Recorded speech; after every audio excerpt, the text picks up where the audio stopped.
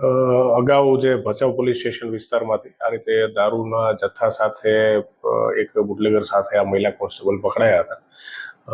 એમને ત્યારબાદ જામીન મળ્યા બાદ પોલીસે જે આગળની કાર્યવાહીમાં જામીન કેન્સલેશન કરાવડાવ્યું.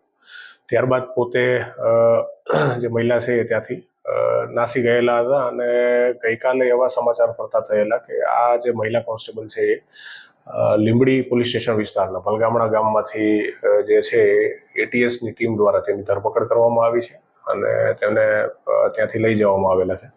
તો આ બાબતે બીજી કોઈ સૂચના અથવા બીજી કોઈ અમારી ટીમનો સાથે કોઈ સંપર્ક ન હતો, પણ પાછળથી એવું જાણવા મળેલું છે કે ત્યાં જે પણ વ્યક્તિ યુવરાજસિંહ જાડેજા કરીને જે બુટલેગર જે ભચાઉમાં પકડાયેલા હતા એના કોઈ સગાના ઘરે આ છોકરી રોકાયેલી હતી અને ત્યારબાદથી હજી સુધી અમારી પાસે કોઈ એ બાબતે કોઈ ઇન્સ્ટ્રક્શન કે કોઈ આગળની કાર્યવાહી માટે થઈને કોઈ અમને જાણ કરવામાં આવેલી નથી. પણ જો એ બાબતે કોઈ જાણ કરવામાં આવશે અથવા કોઈ ઇન્સ્ટ્રક્શન આપવામાં આવશે તો એ બાબતે ચોક્કસપણે આગળની કાર્યવાહી કરવામાં આવશે.